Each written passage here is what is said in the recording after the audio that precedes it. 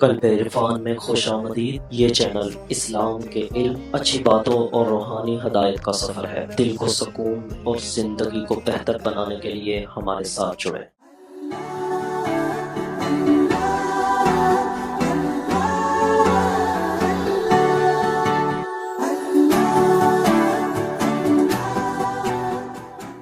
اور اگر میرے محبوب کی آقا کی آمد اور ولادت کی خوشی نہیں تو ساری دنیا کی خوشیاں، میں اب اپنا مسلک بتانے لگا ہوں، میرا اپنا ایک مسلک اور مشرب اور میرا اپنا ذوق ایمانی ہے۔ بات سن لیں، پسند آئے تو سودا ہے لے لیں، نہ آئے تو جھگڑا کوئی نہیں، میں تو جھگڑے والا آدمی نہیں۔ مشرب یہ بھئی خوشی یہی ہے آقا کی ولادت کی، باقی سب خوشیاں اس کی خیرات ہیں۔ اگر ولادت مصطفیٰ کی خوشی نہیں تو دنیا کی ساری خوشیاں جائیں جہنم میں، ساری خوشیاں جائیں جہنم میں، کوئی خوشی نہیں۔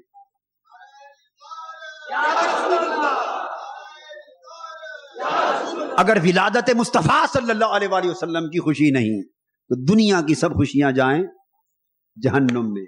اور اگر حضور کے یوم ولادت کی عید نہیں تو سارے انڈیپینڈنس ڈے اور یوم پاکستان اور یوم آزادی اور یوم قائد اعظم اور یوم فلاں اور یوم فلاں دنیا بھر میں چلتے رہیں گے، ہمیں ان یوموں سے کوئی غرض نہیں ہے، ان یوموں سے کوئی۔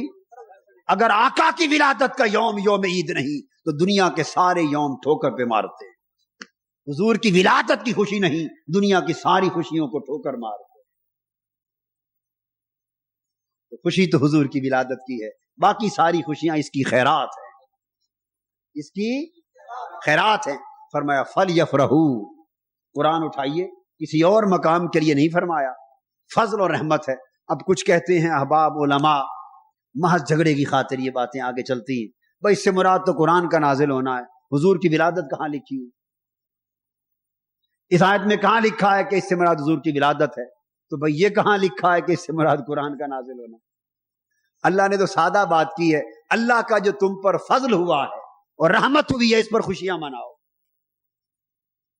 تو بے شک قرآن بھی مراد لیں حق ہے، قرآن بھی اللہ کا فضل و رحمت، اسلام مراد لیں حق، اسلام بھی فضل و رحمت، مگر یہ تو بتاؤ یہ قرآن اور اسلام کا فضل ملا کس کے سبب؟ آقا کی ولادت والا فضل ہوا، میلاد مصطفیٰ والی رحمت ہوئی، اللہ کا یہ فضل اور یہ رحمت زمین پر آیا تو سارے فضل آ گئے، ساری رحمتیں آ گئیں، پھر قرآن بھی آ گیا، اسلام بھی آ گیا، پھر کعبے کی شناسائی بھی ہو گئی، پھر خدا سے معرفت بھی ہو گئی۔ اصل تو معرفت، اصل نعمت تو یہی تھی، سبب تو آقا کی ذات تھی۔ اگر قرآن کے نزول پر فَلْيَفْرَحُوا کی خوشیاں جائز تو پھر آقا کی ولادت پر فَلْيَفْرَحُوا کی خوشی تو ناجائز نہ ہوگی۔ قاعدہ ایک ہو گیا، ہر فضل پہ نافذ ہو جائے گا، ہر رحمت پہ نافذ ہو جائے گا۔ اور اللہ پاک نے حضور کو تو صلی اللہ علیہ وسلم ویسے بھی قرآن مجید میں اللہ کا فضل و رحمت کہا ہے۔ اگر اللہ کا یہ فضل و رحمت، یہ مجسم رحمت، وما ارسلناک الا رحمتا للعالمین، یہ سراپا رحمت ہے حضور کی ذات۔ اگر اللہ کا یہ فضل اور یہ سراپا رحمت نہ آتے تو لوگوں تم میں سے اکثر شیطان کے پیچھے لگ جاتے، تمہیں تو ہدایت بھی اسی رحمت کے سبب سے ملی۔ تو چوتھا طریقہ حضور علیہ السلام کے میلاد پاک اور ولادت باسعادت پر خوشیاں منانے کا ہے، اور جی بھر کے خوشیاں منانے کا، اور اس پر خرچ کرنے کا، اور اس پر خوشیاں منانا، خرچ کرنا۔ حضور علیہ السلام نے آخری بات بتا کر پھر اس کے مقصود کی طرف آتے ہیں، بنیادی مقصد کی طرف آتے ہیں۔ حضور علیہ السلام نے خود اپنے میلاد کی خوشی منائی تو خرچ کیا،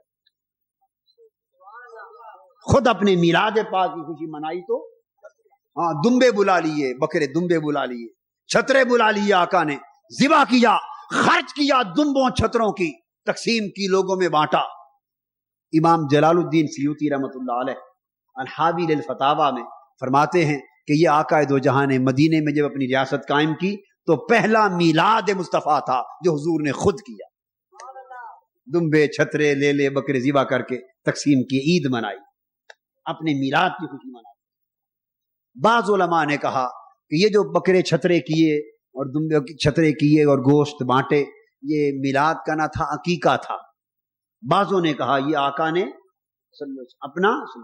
اپنا عقیقہ کیا، امام جلال الدین سیوطی رحمۃ اللہ علیہ اس موقف کو رد کرتے فرماتے ہیں العقیقۃ لا تعاد مرۃ ثانیہ، کہ عقیقہ 2 مرتبہ نہیں ہوتا، عقیقہ ایک ہی مرتبہ ہوتا۔ جب حضور علیہ السلام کی ولادت ہوئی، کتب سیر اور تاریخ سے ثابت کہ آپ کا عقیقہ آپ کے دادا حضرت عبد المطلب نے کر دیا تھا۔ عقیقہ آپ کا نہ ہوا ہوتا پھر دمبے بکرے چھترے ذبح ہوتے، منایا جاتا تو کہتے اچھے بھی لگتے کہ عقیقہ کیا ہے۔ عقیقہ تو آقا کا ولادت کے ساتھ حضور کے دادا جان نے کر دیا تھا، اور ہاں شریعت کا حکم یہ ہے کہ عقیقہ 2 بار نہیں ہوتا۔ تو عقیقہ تو ہو چکا، اب یہ کیا تھا؟ امام سیوطی فرماتے ہیں یہ میرے حضور نے اپنے میلاد کو سنت بنا دیا تھا، میلاد منانے کو سنت بنا دیا تھا۔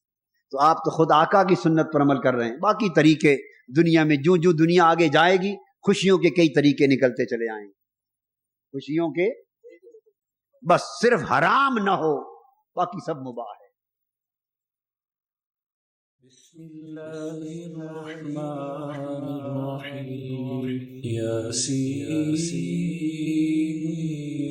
والقرآن الحکیم انک لمن المرسلین علی صراط مستقیم تنزیل العزیز الرحیم لتنذر قوما ما أنذر آباؤهم فهم غافلون لقد حق القول على أكثرهم فهم لا يؤمنون إنا جعلنا في أعناقهم أغلالا فهي إلى الأذقان فهم مقمحون وجعلنا من بين أيديهم سدا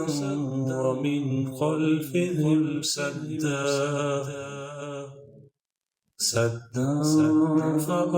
فأغشيناهم فهم لا يبصرون وسواء عليهم أأنذرتهم أم لم تنذرهم لا يؤمنون إنما تنذر من اتبع الذكر وخشي الرحمن بالغيب فبشره بمغفرة وأجر كريم